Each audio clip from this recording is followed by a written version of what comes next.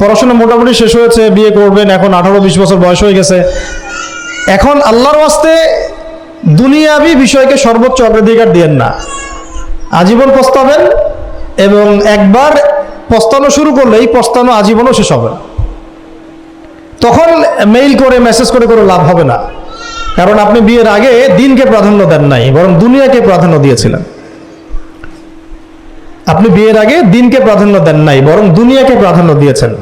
যখন আপনি সবসময় পরকালকে, আল্লাহকে, তার রাসূলকে প্রাধান্য দিবেন, দিনকে প্রাধান্য দিবেন, দুনিয়া আল্লাহই গুছিয়ে দিবেন।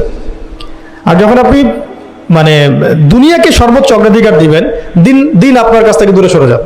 দিনের একটা গায়রত আছে, একটা ব্যক্তিত্ব, দিনের একটা স্বতন্ত্র গায়রত আছে, সে সবার কাছে ধরা দেয় না।